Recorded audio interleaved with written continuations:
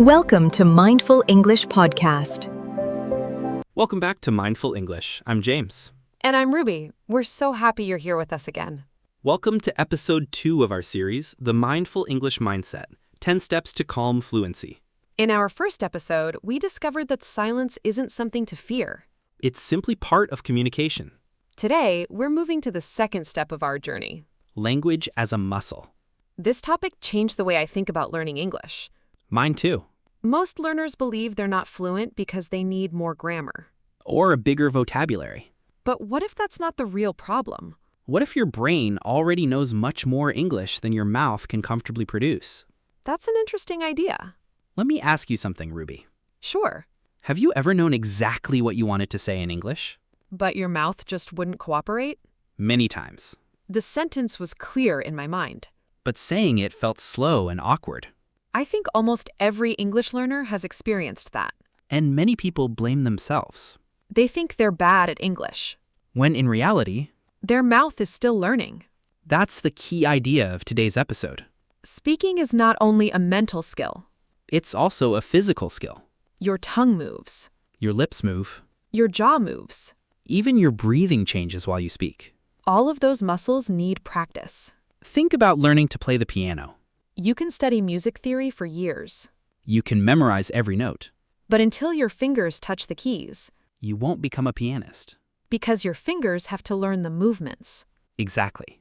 Pronunciation works the same way, Your mouth has to learn new movements. especially when English has sounds that don't exist in your native language. At first, those sounds feel strange. Sometimes even impossible. But impossible doesn't mean impossible forever. It usually means unfamiliar. That's an important difference. Our muscles aren't refusing to learn. They're simply learning something new. James, I have a question. Go ahead. Why do children seem to learn pronunciation faster than adults? One reason is that children aren't afraid of repetition. They repeat the same sound again And again, and again. they don't worry about sounding silly. They experiment. They play with sounds. They laugh at mistakes. Adults often do the opposite. We become embarrassed too quickly, We repeat a word 3 times, then decide we're terrible at pronunciation. but that's not how muscles learn. Muscles need repetition, Gentle repetition, consistent repetition. not perfect repetition. I love that distinction. Imagine going to the gym for the first time. You wouldn't expect strong muscles after one workout. Of course not. You'd expect progress after weeks of consistent training. Yet many learners expect perfect pronunciation after practicing a word only a few times. That's an unfair expectation. And unfair expectations create unnecessary frustration. Instead of asking, why can't I pronounce this? Try asking, how many times has my mouth practiced this movement? That's a much kinder question, And probably a much more useful one. because every repetition teaches your mouth something new. Even when you don't notice the improvement immediately. Progress is often happening quietly, Just like building physical strength. one small practice session at a time. Yes, James, I think many learners spend too much time studying silently. I agree. They read grammar books. They watch English videos. They memorize vocabulary. All of those things are useful. But one important part is often missing. Speaking out loud. Exactly. Reading trains your eyes. Listening trains your ears. But speaking trains your mouth. If your goal is fluency, your mouth needs daily exercise.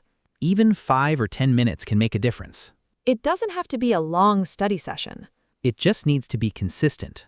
James, do you remember a sound that was difficult for you? Yes, the th sound.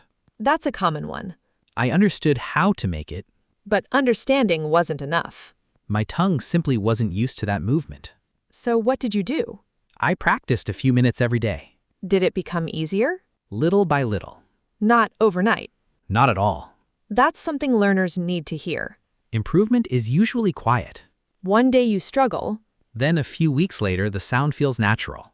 without realizing exactly when it changed. That's muscle memory. Your mouth begins to remember, Just like your hands remember how to ride a bicycle. or type on a keyboard. At first, every movement requires attention. Later, everything feels automatic. Speaking English follows the same pattern. James, I have a simple exercise for our listeners. I'd love to hear it. Choose one short sentence. Something you would actually use every day. For example, how was your day? Or, I'm happy to be here. Repeat it slowly 5 times. Then repeat it 5 more times. Don't rush. Pay attention to your lips. Notice your tongue. Feel how your mouth moves. You're not trying to sound perfect. You're teaching your muscles a new pattern. That's a completely different goal. And a much healthier one. Many learners compare themselves to native speakers. I don't think that's helpful. Neither do I. Compare yourself to who you were last month. Or even last week. Can you pronounce one word more clearly? Can you speak one sentence with more confidence? If the answer is yes, Then you're improving. even if the improvement feels small. Small improvements become big results over time. That's how muscles grow. And that's how confident speakers are made. And that's how confident speakers are made. James, there's another mistake many learners make. What's that? They try to speak too fast. I see that all the time. They believe fast English sounds more fluent. But speed isn't the same as fluency. Exactly. Clear communication is much more important. Imagine learning a new dance. You wouldn't start by dancing as fast as possible. You'd begin slowly. You'd focus on every movement. Then, little by little, your body would become more comfortable. And naturally, you would become faster. Speaking English works the same way. Slow practice creates natural speed. Fast practice often creates bad habits. That's why I always tell learners, Slow down before you speed up. your mouth needs time to build new movements. And those movements become smoother with repetition. James, have you ever noticed what athletes do before a competition? They warm up. Exactly. They don't start at full speed. Their muscles need preparation. I think English learners should do something similar. I couldn't agree more. Before a conversation, Read a few sentences aloud. practice a few familiar phrases. Wake up your speaking muscles. It only takes a few minutes. But it can make a big difference. I like that idea. It helps your mouth feel ready. Instead of surprised. Exactly. There's another habit I'd recommend. What's that? Record yourself speaking. Many people feel nervous about that. That's true. But it's one of the best ways to improve. Don't listen to criticize yourself. Listen to notice your progress. Maybe one sound is clearer than last week. Maybe your speech feels smoother. Celebrate those small improvements. Because they matter. Progress isn't always dramatic. Sometimes it's almost invisible. Until one day, You realize speaking feels much easier than it used to. that's a wonderful moment. And it comes from simple daily practice. Not from chasing perfection, Not from studying for hours without speaking. but from giving your mouth the chance to learn. One sound. One sentence. One conversation at a time. James, I think we focused a lot on the mouth today. We have. But I'd like to talk about the mind for a moment. That's an important connection. What happens when someone says, "I'm terrible at pronunciation"? They usually become more nervous. And what happens to the muscles when we're nervous? They become tense. Exactly. A tense mouth doesn't move freely. Which makes pronunciation even harder. So confidence isn't just a feeling. It affects the way we speak. That's why kindness matters. Instead of saying, "I'm bad at this," Try saying, I'm still training this movement. that small change can make a big difference Because it removes pressure. and creates room for progress. James, if someone only has 10 minutes a day, How should they practice? I'd keep it very simple. I'm listening. Spend 2 minutes listening to a native speaker. Then, Spend 3 minutes repeating the same sentences aloud. slowly and clearly. Exactly. What comes next? Record yourself for 2 minutes. Without worrying about mistakes. Right. And the last 3 minutes? Repeat the sentences one more time.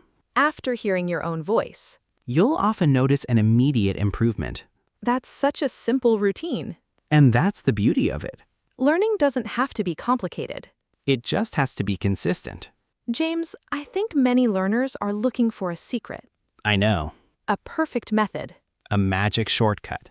But the real secret is much simpler. Speak every day. Even if it's only for a few minutes. Trust repetition. Trust your muscles. And most importantly, Trust yourself. because every time you practice, Your mouth becomes a little more comfortable with English. and little by little, English begins to feel natural instead of difficult. English begins to feel natural instead of difficult. James, before we finish, let's remember the most important idea from today's episode. I'd love to. Learning English isn't only about filling your mind with information. It's also about training your mouth to produce new sounds naturally. Grammar matters. Vocabulary matters. Listening matters. But if you never speak, Your speaking muscles never get stronger. that's why confidence grows through practice. Not through waiting until you're ready. Because the truth is, You become ready by speaking, even if your first sentences aren't perfect, especially if they aren't perfect. every mistake teaches your mouth something new. Every repetition makes the next one a little easier. And every conversation builds confidence. James, I'd like to leave our listeners with a small challenge. Go ahead. For the next 7 days, Choose 5 simple English sentences. speak them out loud every morning, Slowly. clearly. Pay attention to how your lips, tongue, and jaw move. Don't rush. Don't judge yourself. Just keep practicing. At the end of the week, Say those same 5 sentences again. notice how they feel, You may not sound completely different, but you'll probably feel more comfortable. and that's real progress. Before we say goodbye, let's review today's lesson. Your mouth is a muscle. Muscles grow through repetition. Simple daily practice is more powerful than occasional long study sessions. Speak slowly before you try to speak quickly. And be patient with yourself. Fluency isn't built in a single day. It's built one conversation at a time. Thank you for joining us for episode 2 of the Mindful English Mindset, 10 Steps to Calm Fluency. We hope today's conversation encourages you to practice with more confidence and less pressure. In our next episode, We'll explore the mirror ritual. we'll discover how speaking to yourself in front of the mirror can help you build confidence, improve your pronunciation, and become more comfortable expressing yourself in English. Until then, Keep practicing. keep trusting the process. And remember, Every word you speak is training your future fluency. we'll see you in episode 3.